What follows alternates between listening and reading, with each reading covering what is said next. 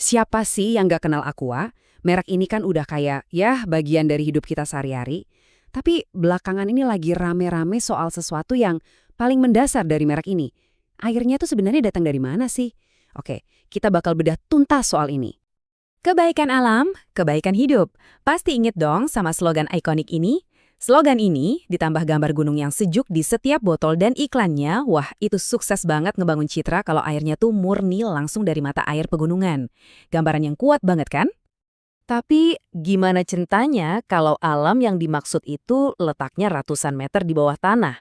Nah, ini dia nih yang jadi inti masalahnya. Image air jernih yang ngalir di permukaan gunung yang selama ini kita bayangin, tiba-tiba keganggu sama satu fakta. Airnya ternyata disedot dari sumur yang dalam banget. Loh, kok bisa gitu? Semua ini meledak gara-gara sebuah video yang viral Oktober tahun lalu. Video itu nunjukin ada sidak di pabrik Aqua di Subang dan kelihatan jelas ada aktivitas ngebor tanah. Langsung deh banyak yang heboh dan nanya, "Loh tunggu dulu, jadi ini dari sumur bor, bukan dari mata air yang ngalir gitu aja?"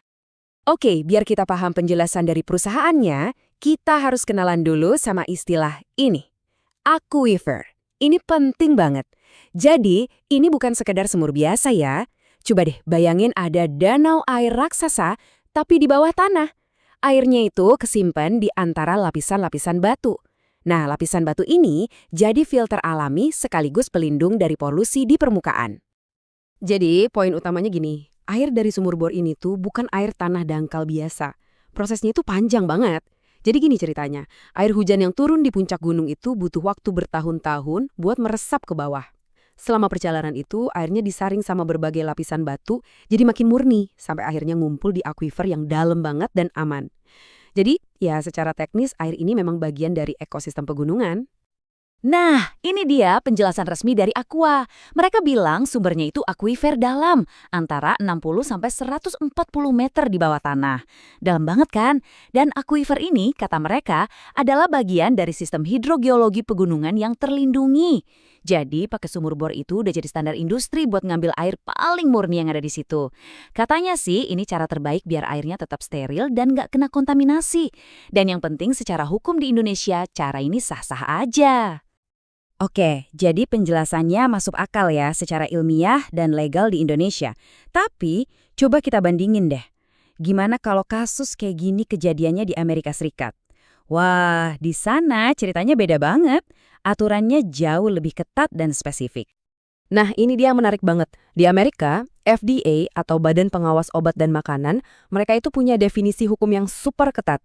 Spring water atau air mata air itu wajib hukumnya ngalir secara alami ke permukaan, nggak boleh dipompa.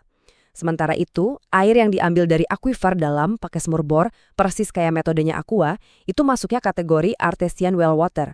Di Amerika, dua istilah ini beda banget dan nggak bisa seenaknya ditukar-tukar di label. Terus gimana dong sama istilah air pegunungan atau mountain water?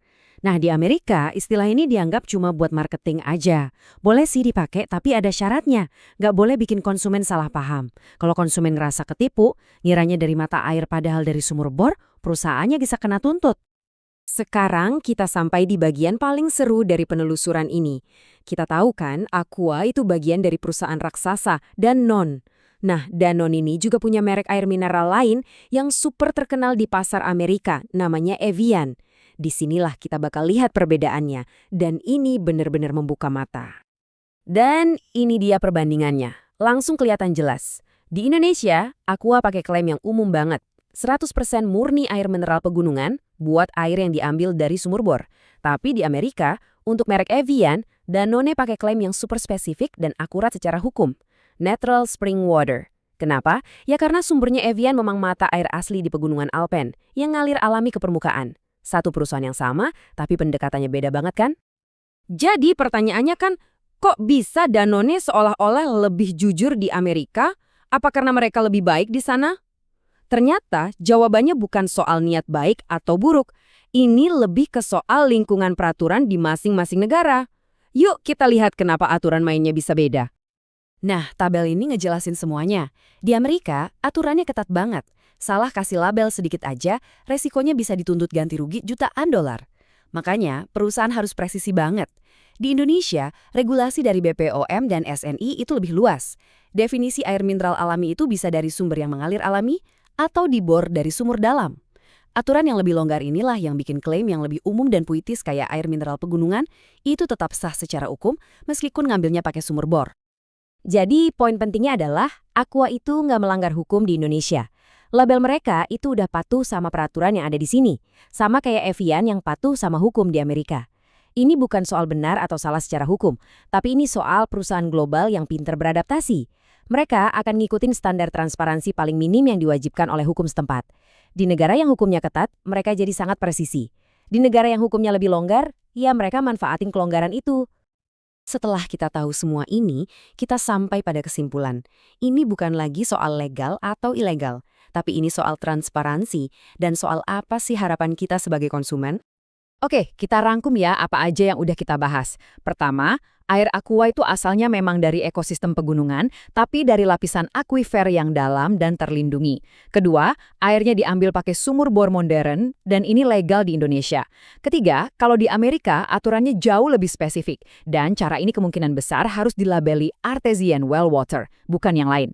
Dan yang terakhir, Danone sebagai induk perusahaan ternyata nurut sama aturan yang lebih ketat ini untuk merek Evian mereka di Amerika. Intinya, mereka main sesuai aturan yang berlaku dimanapun mereka berada.